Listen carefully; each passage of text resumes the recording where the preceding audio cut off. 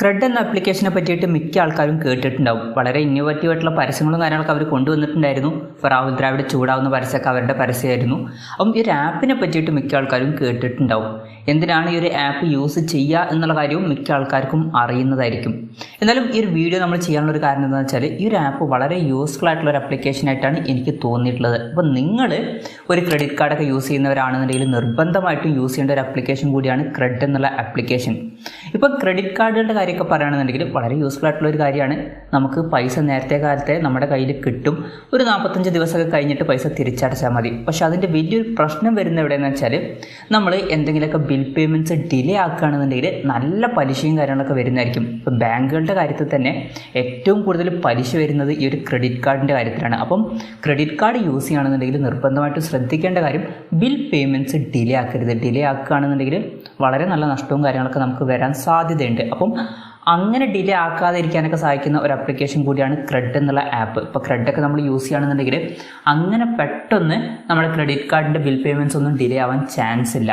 പിന്നെ അതുമാത്രമല്ല ക്രെഡിൽ കുറേ ഓഫേഴ്സും കാര്യങ്ങളൊക്കെ വരുന്നുണ്ട്. പല പ്രോഡക്ട്സിനും ഓഫേഴ്സ് വരുന്നുണ്ട്. അതുപോലെ തന്നെ ക്രെഡ് യൂസ് ചെയ്യുകയാണെന്നുണ്ടെങ്കിൽ നമുക്ക് ക്യാഷ് ബാക്കും കാര്യങ്ങളൊക്കെ ലഭിക്കുന്നുണ്ട്. അതുപോലെ തന്നെ റെഫറൻറ്റ് ഏൺ പ്രോഗ്രാമൊക്കെ ഉണ്ട്. അപ്പോൾ നമുക്ക് എക്സ്ട്രാ ക്യാഷ് ഏൺ ചെയ്യാനും പറ്റുന്നതായിരിക്കും. ഇനി ക്രെഡ് എങ്ങനെയാണ് യൂസ് ചെയ്യുക എന്ന് ചോദിച്ചാൽ ഫസ്റ്റ് ഒരു കാര്യം ശ്രദ്ധിക്കണം. നമ്മുടെ ക്രെഡിറ്റ് സ്കോർ അത്യാവശ്യം നല്ല ക്രെഡിറ്റ് സ്കോർ ആയിരിക്കണം. അവർ പറയുന്നത് ക്രെഡിറ്റ് സ്കോർ 750 വേണമെന്നാണ്. അതിന് മുകളിലുണ്ടെങ്കിൽ ക്രെഡ് യൂസ് ചെയ്യാൻ പറ്റുമെന്നാണ് അവർ പറയുന്നത്. അപ്പോൾ നിങ്ങൾക്ക് അതിന് താഴെയാണ് ക്രെഡിറ്റ് സ്കോർ എന്നുണ്ടെങ്കിൽ ചിലപ്പോൾ നിങ്ങൾക്ക് ക്രെഡ് ആപ്പ് യൂസ് ചെയ്യാൻ കഴിഞ്ഞോളണം എന്നില്ല. എന്തായാലും ഒന്ന് ട്രൈ ചെയ്ത് നോക്കുക. താഴെ ഡിസ്ക്രിപ്ഷനിൽ ആപ്പിൻ്റെ ലിങ്ക് ഞാൻ കൊടുത്തിട്ടുണ്ട്. സൈൻ ചെയ്യാൻ കഴിയുന്നുണ്ടോ എന്നുള്ള കാര്യം ജസ്റ്റ് ഒന്ന് ചെക്ക് ചെയ്യുക. ഇനി ഈ ഒരു ആപ്പ് എങ്ങനെയാണ് യൂസ് ചെയ്യേണ്ടത് എന്ന് ചോദിച്ചാൽ ആദ്യം നമ്മൾ ഈ ഒരു ആപ്പ് ഓപ്പൺ ചെയ്യുക. നമ്മളോട് കുറേ പെർമിഷൻസും കാര്യങ്ങളൊക്കെ ചോദിക്കുന്നതായിരിക്കും. ഇപ്പോൾ മെസ്സേജിൻ്റെ പെർമിഷന് അതുപോലെ തന്നെ ഇമെയിലിൻ്റെ പെർമിഷനും കാര്യങ്ങളൊക്കെ ഇതിൽ ചോദിക്കും. അതൊക്കെ കൊടുക്കുക. അതൊക്കെ കൊടുക്കുകയാണെന്നുണ്ടെങ്കിൽ നമുക്ക് ഈ ഒരു ക്രെഡിറ്റ് കാർഡ് ബിൽ പേയ്മെൻറ്റിൻ്റെ മെസ്സേജും കാര്യങ്ങളൊക്കെ വരികയാണെന്നുണ്ടെങ്കിൽ ഇതിൽ അതിൻ്റെ നോട്ടിഫിക്കേഷൻ വേറെ എക്സ്ട്രാ ലഭിക്കുന്നതായിരിക്കും. അപ്പം നമ്മുടെ ഈ ഒരു ക്രെഡിറ്റ് കാർഡ് ബിൽ പേയ്മെൻ്റ് ഒന്നും മിസ്സാവില്ല. ഇനി ചെയ്യേണ്ട കാര്യം എന്താണെന്ന് വെച്ചാൽ ഇവിടെ താഴെ നമ്മൾ നോക്കിയാൽ കാർഡ്സ് എന്നുള്ള ഒരു ഓപ്ഷൻ കാണാൻ പറ്റും. അതിൽ ക്ലിക്ക് ചെയ്യുക. അതിൽ ക്ലിക്ക് ചെയ്തിട്ട് ആഡ് കാർഡ് എന്നുള്ളൊരു ഓപ്ഷൻ കാണാൻ പറ്റും. അതിൽ ക്ലിക്ക് ചെയ്യുക. അതിൽ ക്ലിക്ക് ചെയ്തിട്ട് നമ്മുടെ ക്രെഡിറ്റ് കാർഡ് ഇതിലോട്ട് ആഡ് ചെയ്യുക. എന്നിട്ട് എല്ലാ ക്രെഡിറ്റ് കാർഡും ഇതിലോട്ട് ആഡ് ചെയ്ത് വെക്കുക. ആ ബിൽ പേയ്മെൻറ്റ്സും കാര്യങ്ങളൊക്കെ ആവുന്ന സമയത്ത് ഇതിൽ മെസ്സേജും നോട്ടിഫിക്കേഷനും കാര്യങ്ങളൊക്കെ വരുന്നതായിരിക്കും. ഇതിനുശേഷം ഈ ഒരു ആപ്പ് നമ്മൾ എടുത്തു നോക്കുമ്പം എല്ലാ ക്രെഡിറ്റ് കാർഡിൻ്റെയും ബാലൻസും കാര്യങ്ങളൊക്കെ ഇതിൽ നമുക്ക് കാണാൻ പറ്റും. അപ്പോൾ നമുക്ക് നേരത്തെ തന്നെ വേണമെന്നുണ്ടെങ്കിൽ ആ ഒരു ബില്ലുകളൊക്കെ സെറ്റിൽ ചെയ്യാവുന്നതാണ്. വെറുതെ ലാസ്റ്റ് ടൈമിലോട്ട് മാറ്റിയിട്ട് ലേറ്റ് ആയാൽ പലിശയും കാര്യങ്ങളൊക്കെ കയറുന്നതായിരിക്കും. അപ്പോൾ ഏത് ടൈമിൽ വേണമെങ്കിലും നമുക്ക് ഈ ഒരു ബില്ല് സെറ്റിൽ ചെയ്യാവുന്നതാണ്.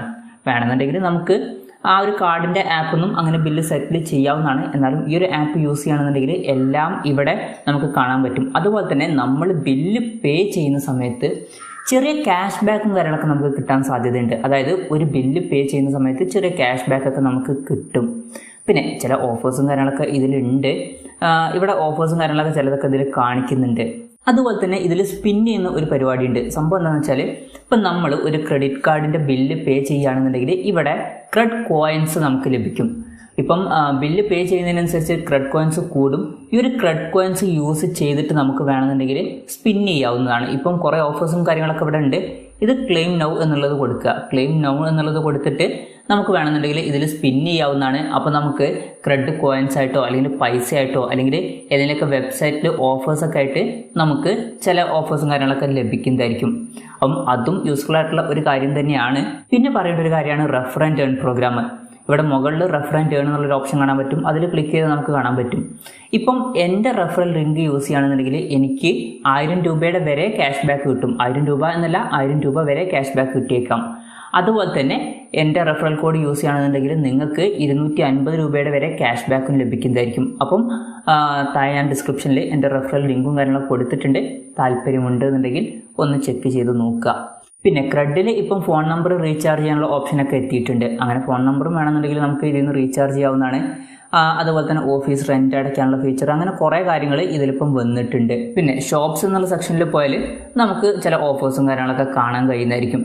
പക്ഷെ എനിക്ക് വന്നത് പലതും യൂസ്ഫുൾ അല്ലാത്ത കുറേ കാര്യങ്ങളാണ് അതിൽ കിടക്കുന്നത്. എൻ്റെ കാര്യത്തിൽ വലിയ യൂസ്ഫുൾ ആയിട്ടുള്ള കാര്യങ്ങൾ ഞാൻ അതിൽ കണ്ടിട്ടില്ല ഷോപ്പിൽ. എന്തായാലും ഈ ഒരു ആപ്പിൽ നമുക്ക് നല്ല ക്യാഷ് ബാക്കും കാര്യങ്ങളൊക്കെ ലഭിക്കുന്നുണ്ട്. അതുപോലെ തന്നെ ഇമ്പോർട്ടൻ്റ് ആയിട്ടുള്ള കാര്യം ക്രെഡിറ്റ് കാർഡ് ബില്ല് ഡിലേ ആവാൻ ചാൻസ് ഇല്ല. അപ്പം നിങ്ങൾക്ക് ക്രെഡിറ്റ് കാർഡ് ഉണ്ടെന്നുണ്ടെങ്കിൽ നിർബന്ധമായിട്ടും ഈ ഒരു ആപ്പ് ഒന്ന് യൂസ് ചെയ്യുക.